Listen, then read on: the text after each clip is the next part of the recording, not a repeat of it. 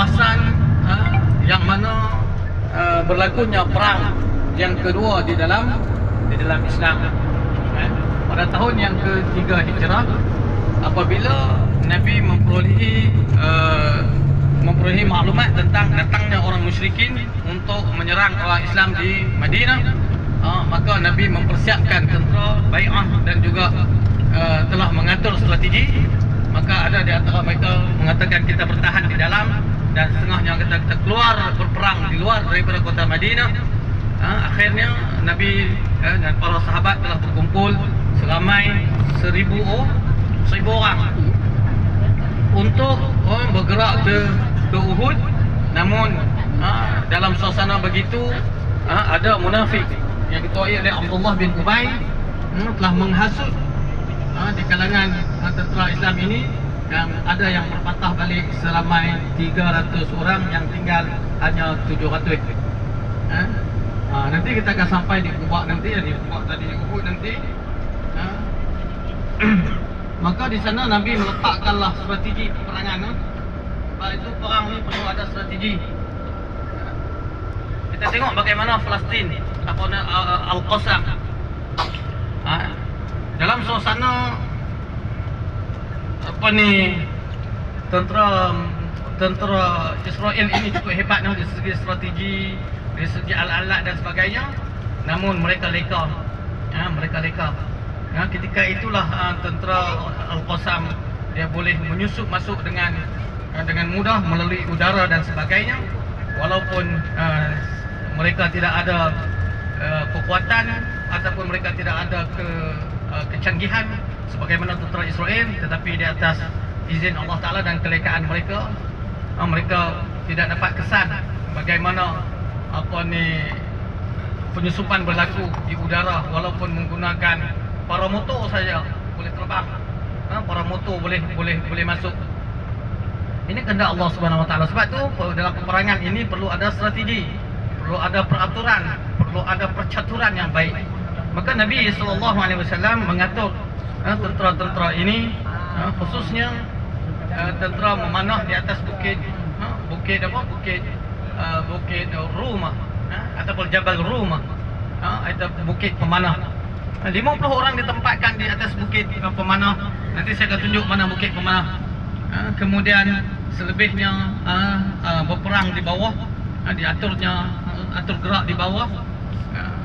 Dan Nabi berpesan jangan turun daripada bukit ini walau apa sekalipun berlaku, walau mayat-mayat kami yang dipagu oleh burung.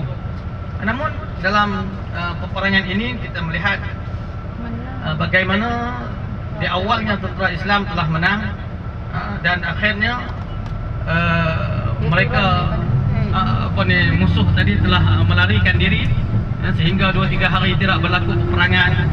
Maka di sana tentera-tentera Islam yang di bawah telah mengumpul ghanimah ataupun mengumpul harta rampasan perang. Maka terdetiklah di atas hati mereka yang di atas gunung ini, atas bukit Rumah ini, atas Jabal Rumah, untuk sama-sama turun mengutip harta rampasan perang. Dan mereka telah menyatakan ataupun merasakan perang sudah tamat. Akhirnya mereka pun turun. Maka terbelah kepada dua lah, setengahnya turun, setengahnya tidak turun daripada Jabal Rumah itu. Baik, dia juga dikenali sebagai Jabal Ainain, ataupun bukit peninjau, kerana di situ 50 orang tentera Islam telah diamanahkan oleh Nabi SAW kepada Abdullah bin Jubair Al-Ansari sebagai ketua. Abdullah bin Jubair Al-Ansari dia tak turun, kerana dia patuh dengan Nabi. 10 orang yang tak turun, selain daripada itu turun. Dan apabila bukit ini telah diambil alih oleh Khalid bin Walid, yang merupakan tentera atau panglima perang tentera Quraisy ketika itu, dia mengambil alih bukit ini. Bukit ini adalah bukit yang strategi, kerana dapat menghalang tentera-tentera untuk memasuki, memberi bantuan dan sebagainya. Jadi apabila bukit ini telah ditinggalkan, maka Khalid bin Walid datang dan membunuh keseluruhan 10 orang sahabat-sahabat yang ada bukit tersebut, maka mereka menemui syahid di situ. Dalam peperangan ini juga kita melihat sejarah menceritakan kepada kita bagaimana terkorbannya 70 orang syuhada Uhud. Termasuklah di sana adalah Sayyidina Hamzah bin Abdul Muttalib, yakni bapa saudara Nabi SAW, merupakan rakan permainan, merupakan bapa saudara yang paling rapat dengan Nabi SAW, juga gugur syahid di medan Uhud. Sebab itulah medan Uhud ini juga dikenali sebagai adanya makam disebut Sayyidul Syuhada, iaitu bapa saudara Nabi Hamzah bin Abdul Muttalib. Jadi bukit Uhud ini panjangnya 7 km dan tingginya saya tak pastilah, tapi memang besarlah kalau kita tengoklah nanti. Dan kemerah-merahan bukit ini setelah berlakunya peperangan ini setelah 40 tahun, dikhabarkan, diceritakan, diriwayatkan bahawa berlaku banjir yang menyebabkan syuhada Uhud ini kubur mereka terbongkar disebabkan oleh banjir. Namun tubuh-tubuh itu masih lagi berdarah dan masih lagi segar. Apabila mayat-mayat ataupun syuhada ini cuba dialihkan, bergegar Uhud, bukit Uhud bergegar dan menjadi satu kepastian kepada mereka meletakkan ataupun dikebumikan di dekat dengan Uhud itulah. Jadi kita akan pergi nanti, tapi bagi salam dulu lah. Kita bagi salam kepada syuhada Uhud, barulah kita berjalan-jalan di sekitar tu. Ada lagi kedai ni nak beli ni, nak melontar dah sikit lagi. Awak keluar siap-siap. Kita bagi setengah jam. Kemudian kita nak sampai di hotel sebelum pukul 12. Sebab kita nak solat Jumaat, kita solat Zuhur di Masjid Nabawi. Jadi semayang, tetapi kita bagi salam, kemudian kita balik ke bas. Dekat dengan bas kita tu ada orang jual gerai-gerai, sama tak macam yang tadi. Ada buah-buah, ada kain dan sebagainya, tasbih, minyak wangi, minyak tok dan sebagainya. Baik. Di hadapan kita di sebelah kiri, pandang depan ke kiri, itu Jabal Uhud. Bagi arahan Majlis Asqar ni.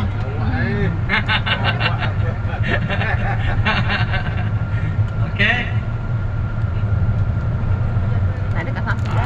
Jabal di makam syuhada ini telah dipagari dan kita tak boleh masuk lah. Kita boleh bagi salam di luar sahaja.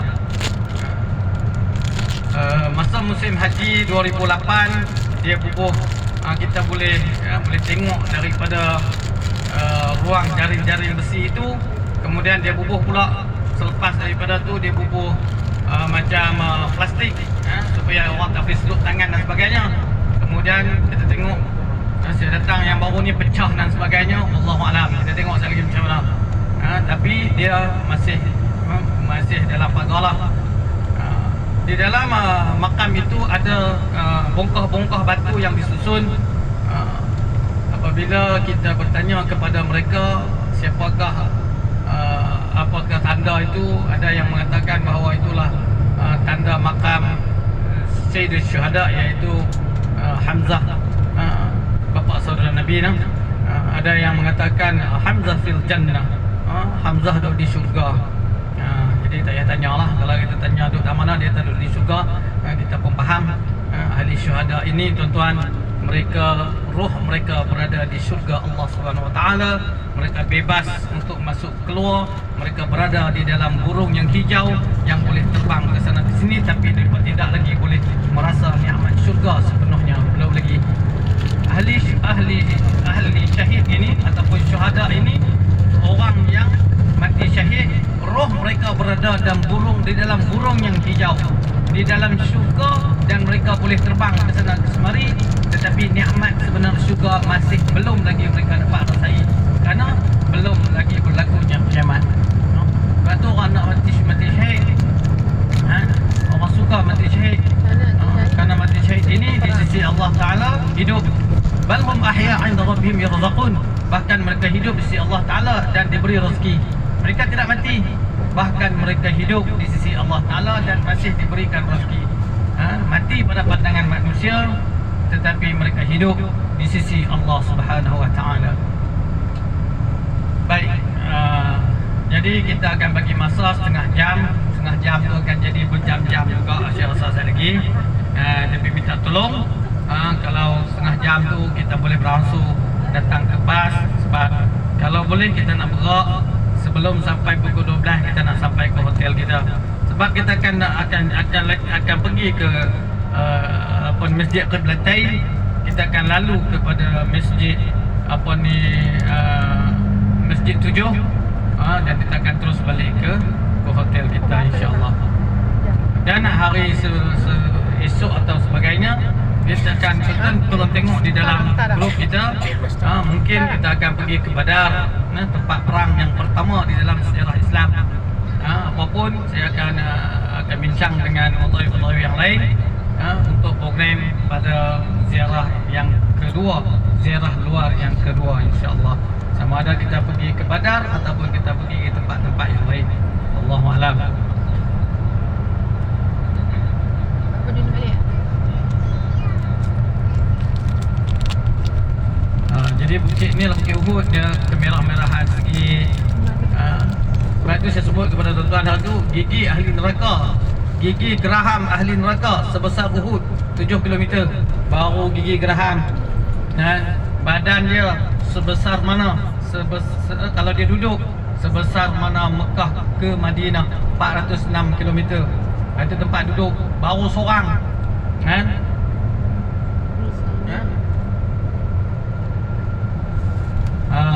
sebab itulah kalau kita solat jenazah, kita akan dapat satu qirat. Satu qirat maknanya pahalanya sebesar bukit Uhud. Sebab tu nak bayang jenazah lah. Bayang jenazah jangan tak semayang. Apatah lagi kalau kita menyentuh keranda, sama juga kita akan dapat satu qirat. Satu qirat, satu gunung Uhud.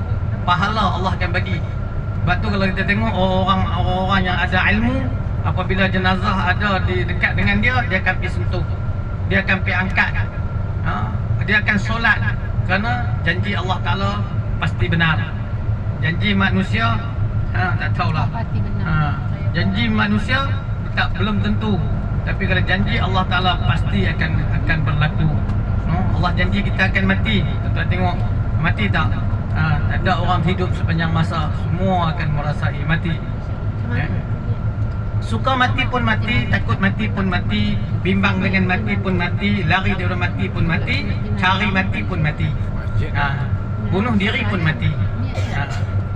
Itulah kematian yang akan sentiasa bergerak di hadapan kita, berada di sisi kita. Saya bagi tahu pada tuan-tuan pada hari itu 3 benda, Mana tahu. benda yang paling ringan. Apabila Imam Al-Ghazali bertanya kepada muridnya, apakah benda yang paling ringan di sisi kita, yang ada di atas dunia yang paling ringan? Ada orang kata kapas, ada orang kata paling ringan itu kain dan sebagainya. Kata Imam Al-Ghazali benar, yang ringan itu kapas, yang ringan itu kekabu dan sebagainya. Tetapi yang ringan sebenarnya, kata Imam Ghazali, adalah meninggalkan solat. Meninggalkan solat. Main bola tak sembahyang dah. Kenuri kenara, sibuk sikit tak mau sembahyang dah. Tak sempat dah, tak dan dah. Sebab tu dia orang kata jamak ni ada banyak ya. Jamak takdim, jamak takhir, jamak ta'iyah, jamak takkan, semua dah.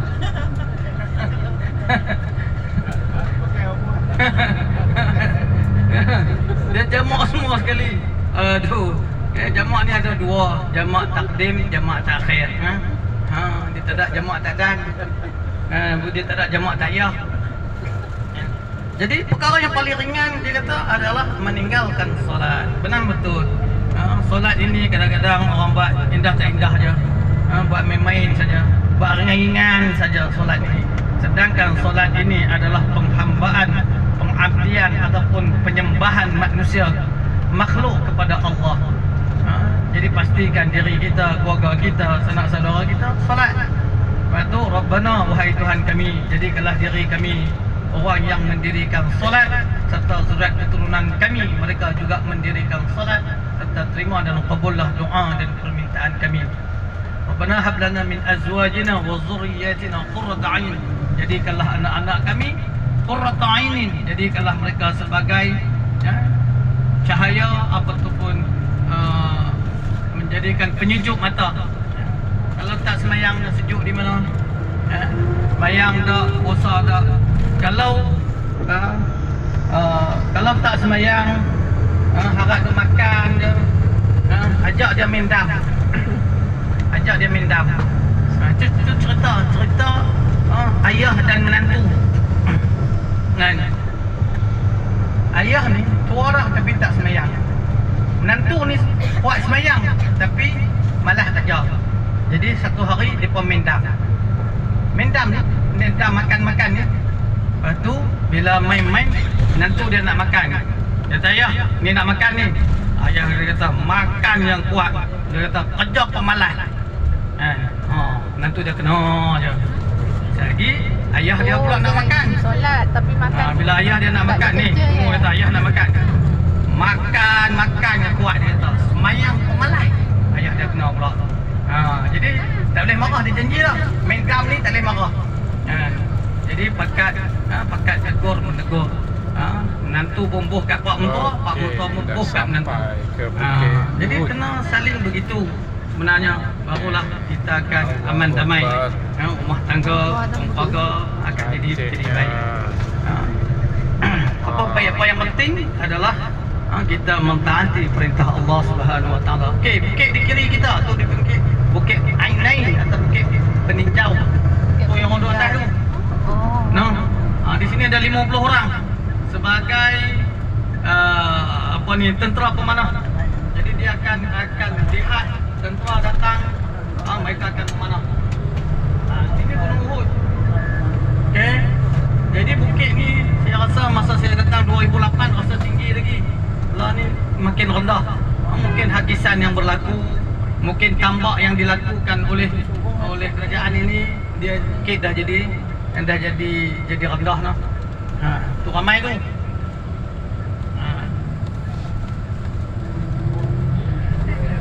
Boleh naik. Sekali lagi saya bagi masa naik. Jangan duduk lama-lama lah.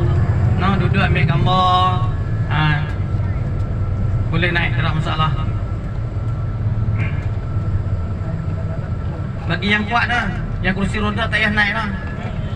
Pun tak ada ustaz. Yang rasa kuat. Yang rasa kuat boleh naik. Yang pagar itu adalah makam syuhada. Nanti kita akan bagi salam di sana insya-Allah. Bas pun banyak, semua yang ada di kebun kurma dia akan datang ke sini. Semua yang ada di kubah itu akan datang ke sini. Jadi ramai macam tadi lah. Tengok bas tu susun. Sekali lagi kita cari bas kita. Tengok penuh kan? Jauh.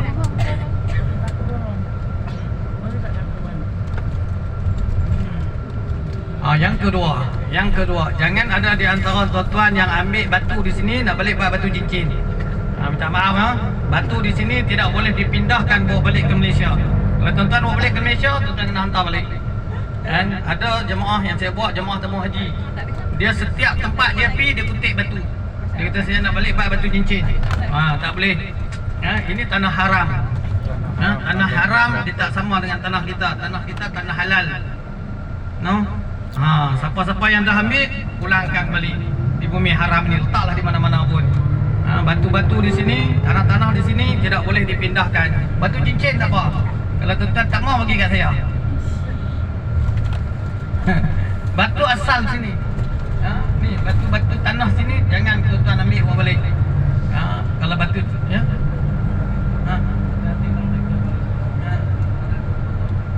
apa dia?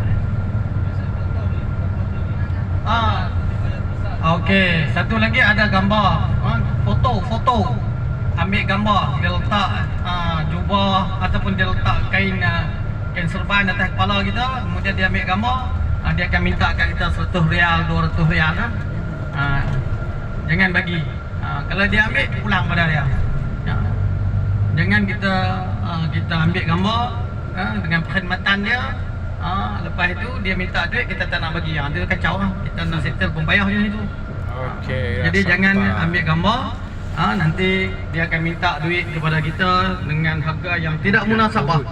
Ya, yang tidak munasabah. Okey, video ni panjang 20 minit. Okey, alright. Bagus lah.